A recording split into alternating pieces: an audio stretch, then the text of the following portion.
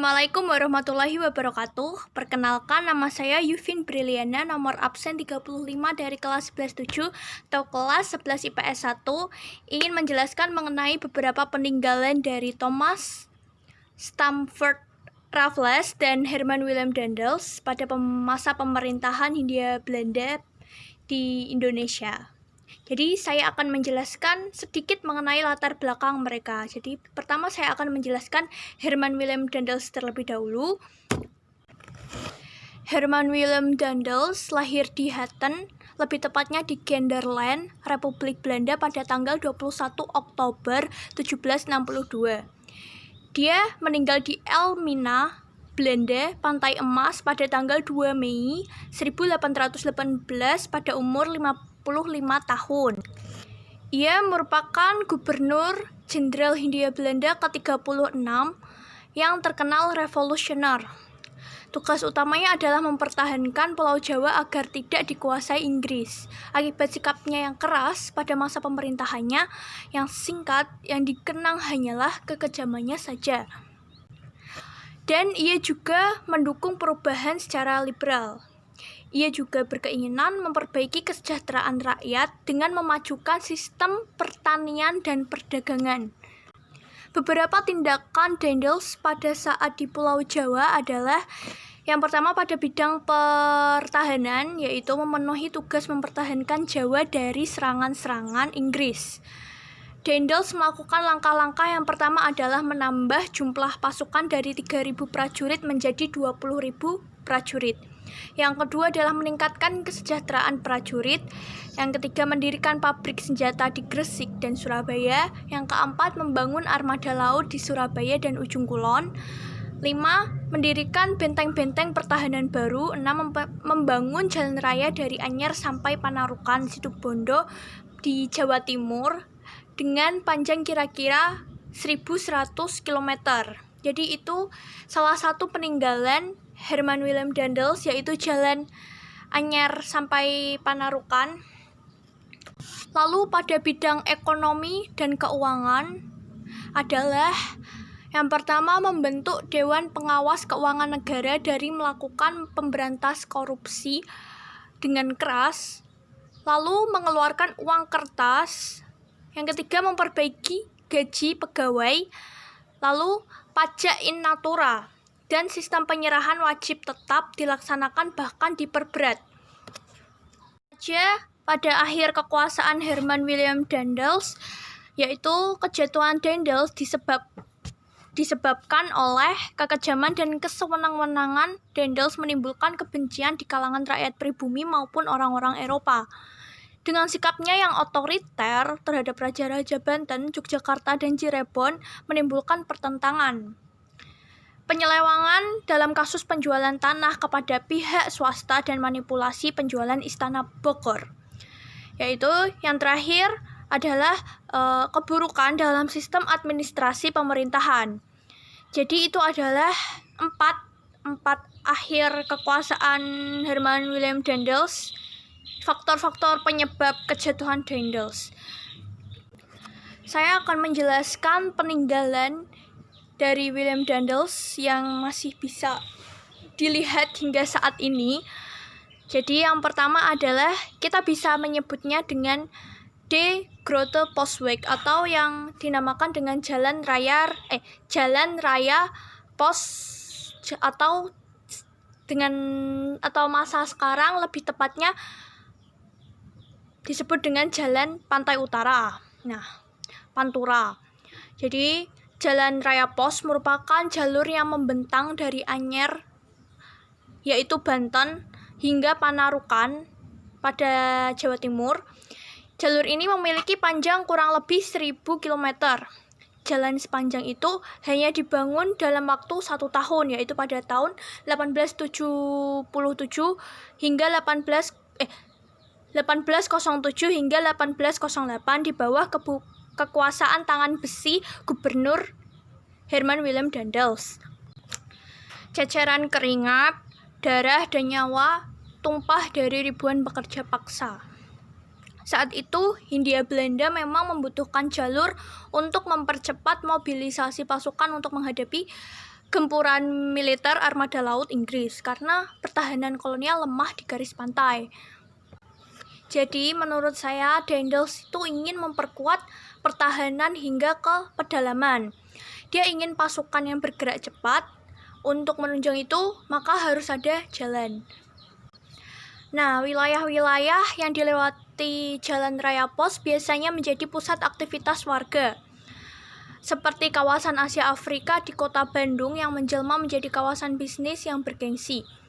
Namun, jalan raya pos yang berada di Raja Mandala hingga Haurwangi perlahan terlupakan.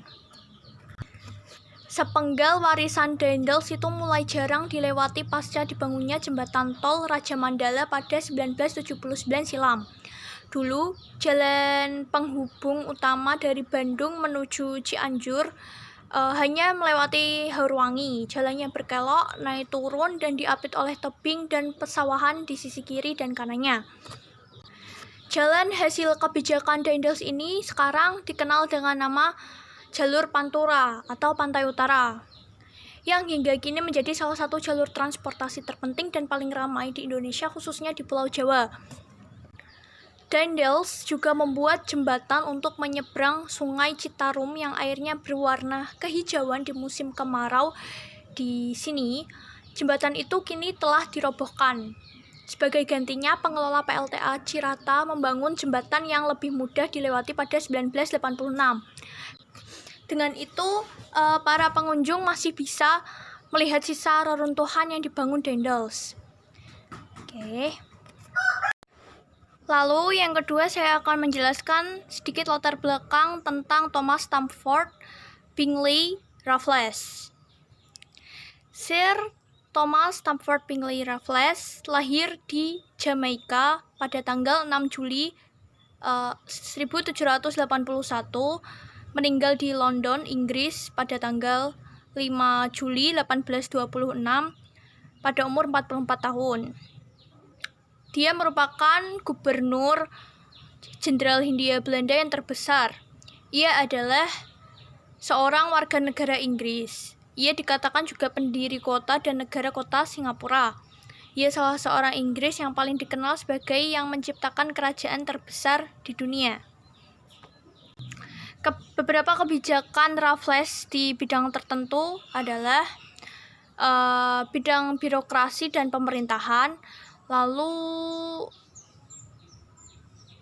ada langkah-langkahnya dalam bidang pemerintahan tersebut. Yang pertama, membagi Pulau Jawa menjadi 18 karesidenan. Sistem karesidenan ini berlangsung sampai tahun 1964. Yang kedua, mengubah sistem pemerintah yang semula dilakukan oleh penguasa pribumi menjadi sistem pemerintah kolonial yang bercorak barat. Bupati-bupati atau penguasa-penguasa pribumi dilepaskan kedudukannya yang mereka peroleh secara sistem turun-temurun. Sistem juri ditetapkan dalam pengadilan. Lalu yang kedua adalah bidang ekonomi dan keuangan. Petani diberi kebebasan untuk menanam tanaman ekspor, sedangkan pemerintah hanya berkewajiban membuat pasar untuk merangsang petani menanam tanaman ekspor yang paling menguntungkan.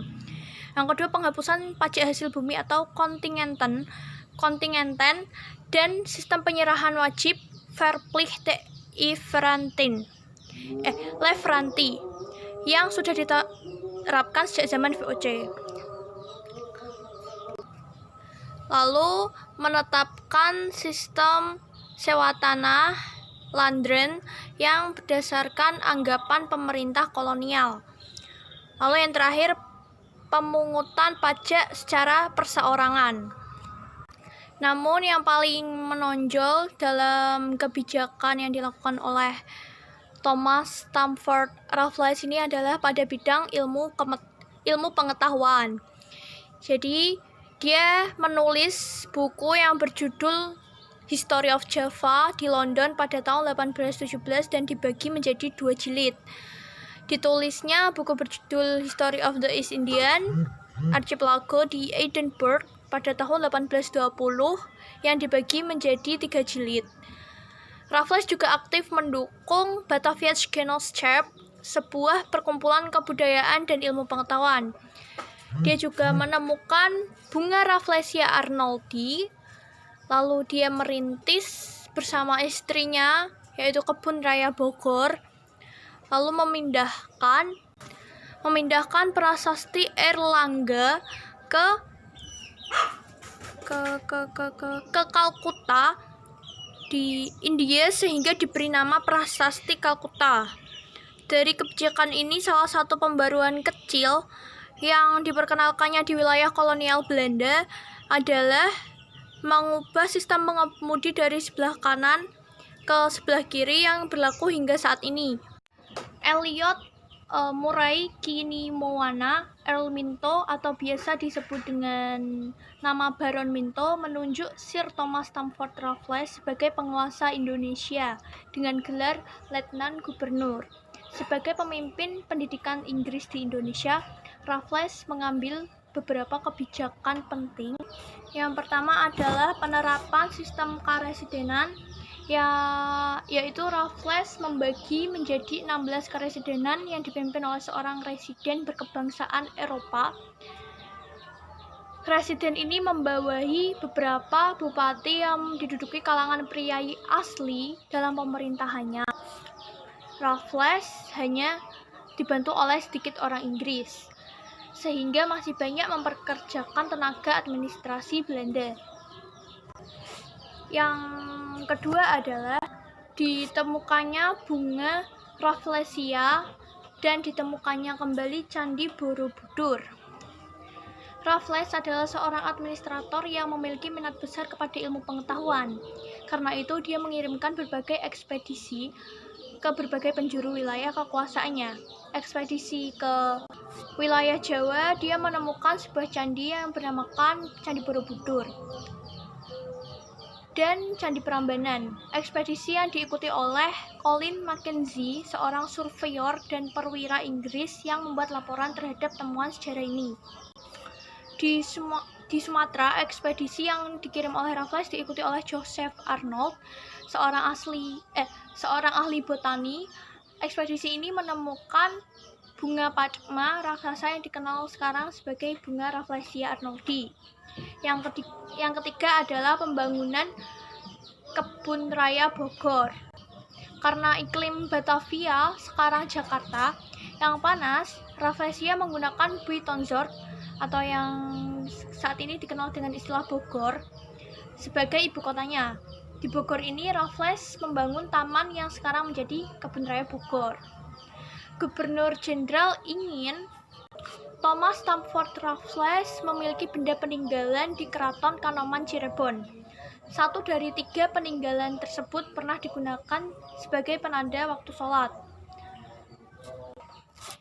Ratu Raja Arimbi Nurtina menerangkan ketika Raffles berkuasa di Hindia Belanda pada tahun 1811 hingga 1816 Masehi, ia pernah berkunjung ke Keraton Kanoman Cirebon.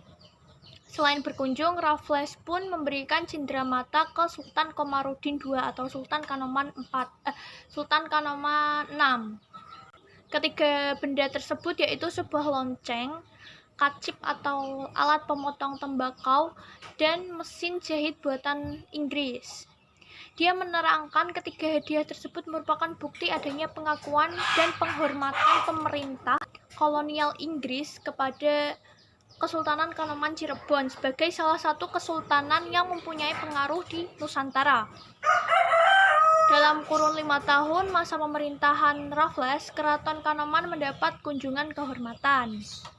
Ketika itu, Jawa dan Sumatera pada tahun 1811 hingga 1816 Masehi berada di bawah kekuasaan kerajaan Inggris sesuai dengan kesepakatan Konvensi London yang secara rahasia ditandatangani bersama dengan pemerintah kolonial Hindia Belanda. Lonceng buatan Inggris itu kemudian dikenal dengan nama lonceng Gajah Mungkur yang bermakna seperti hewan gajah yang sedang membelakangi. Lonceng Gajah Mungkur berada di sebelah selatan langgar keraton. Bangunan tempat lonceng terpengaruhi gaya Eropa. Bagian bawahnya pernah dijadikan garasi mobil sultan dan atasnya tempat lonceng. Karena keberadaannya dekat dengan langgar keraton, Lonceng Gajah Mungkur pernah difungsikan sebagai pertanda waktu sholat, menggantikan peran beduk. Rutin sehari 5 kali dibunyikan, namun saat ini sudah tidak difungsikan lagi. Terakhir digunakan sebagai pertanda waktu sholat tahun 1970 hingga 80-an, tetapi sesekali digunakan ketika upacara panjang jimat saat muludan. Selain itu, Thomas Raffles juga meninggalkan beberapa peninggalan yang terkenal seperti bangunan benteng pertahanan dan bunga yang sangat terkenal, yakni bunga Rafflesia seperti yang saya jelaskan tadi. Adanya benteng Marburg dan bunga Rafflesia merupakan bukti bahwa Inggris pernah berkuasa di Indonesia, yaitu tepatnya lebih di Bengkulu. Bengkulu dulu pernah menjadi pusat operasi perusahaan Inggris di Sumatera. Sejumlah pos perdagangan dibentuk, selain untuk berdagang juga untuk mengawasi daerah pendudukan Inggris di Bengkulu. Pada tahun 1759, perbentengan ini dilengkapi dengan parit kecil yang masih dilihat sampai saat ini. Parit ini dalamnya sekitar 1,8 meter dan lebar 3,6 meter. Tanah galiannya diletakkan antara dinding benteng yang lama dengan dinding yang baru sebelah luarnya, yang khusus dibangun dengan tujuan untuk meredam serangan proyektil meriam. Oh ya, benteng Marburg merupakan benteng terbesar di luar India yang pernah dibangun oleh East India Company loh. Bangunan yang berbatasan dengan gerbang selatan merupakan bagian asli dari benteng yang dibangun pada tahun 1714 hingga 1718. Perubahan pada bagian ini hanya dilakukan sebelah dalam aja. Di 3 ruang sebelah kiri yang kini berisi benda pameran yang memperlihatkan bagian tahapan sejarah dan pendirian benteng ini termasuk perbaikannya. Dahulu digunakan sebagian kediaman para perwira. Pada tahun 1783, ruang ini dirubah menjadi gudang senjata dan tempat penyimpanan amunisi senjata ringan. Hal menarik lain adalah jika kita keluar dari bagian dalam benteng melalui gerbang selatan, terdapat menara pengamatan yang digunakan untuk memantau Pulau Tikus yang menjadi pos sinyal. Pos di Pulau Tikus ini akan mengirimkan tanda ke benteng secepatnya apabila ada kapal yang memasuki perairan Bengkulu. Namun menara pengamatan ini rusak karena gempa bumi. Ada satu peninggalan lagi, yaitu rumah daerah, yaitu rumah kediaman Raffles di daerah Bengkulu. Lokasi bangunan ini ada di Pasar Citra. Rumah bekas tempat Raffles di Bengkulu sampai kini masih terlihat bagus karena sudah direnovasi. Rumah berubah fungsi menjadi rumah dinas gubernur yang dinamakan Gedung Daerah Balai Raya Semarang.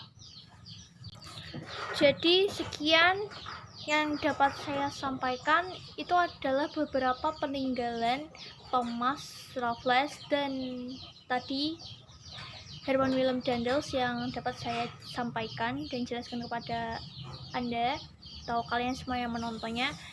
Semoga dapat bermanfaat untuk menambah wawasan kita mengenai sejarah, tentunya sejarah Indonesia.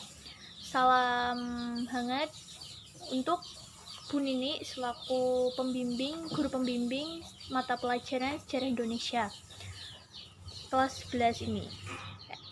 Wassalamualaikum warahmatullahi wabarakatuh.